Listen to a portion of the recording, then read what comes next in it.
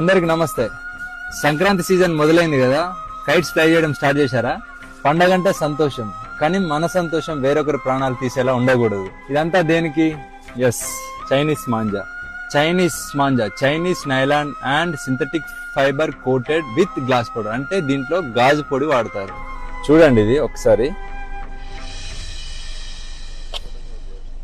చూసారు కదా, ఇది మనం మెడకు తగిలితే ఏంటిది పరిస్థితి? ఇది కేవలం దారం కాదు, షార్ప్ నైఫ్, గాల్లో వేలాడే కత్తి, అదృశ్య కత్తి. 2-వీలర్ రైడర్స్ కి, యానిమల్స్ కి, బర్డ్స్ కి ఈ చైనా మాంజా తగిలి డీప్ కట్స్ జరిగి హెవీ బ్లీడింగ్ జరిగి ప్రాణాలు పోతున్నాయి. వీటి వల్ల చాలా మంది జీవితాలు నాశనం అవుతున్నాయి.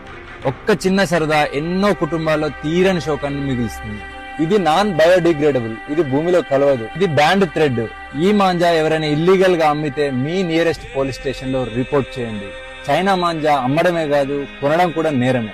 చైనా మాంజా ప్లేస్ లో ఈ కాటన్ మాంజా వాడదాం. మరీ ముఖ్యంగా ట్రాఫిక్ అండ్ పవర్ లైన్స్ లేని దగ్గర ఓపెన్ గ్రౌండ్స్ లో మాత్రమే ఫ్లై చేద్దాం. పిల్లల్ని మాత్రం మీ ప్రెజెన్స్ లోనే కైట్స్ ఫ్లై చేయనివ్వండి. మీ సరదా ఎవ్వరికి శాపం కాకూడదు. For this Sankranti, say no to China manja. Thank you. Jai Hind.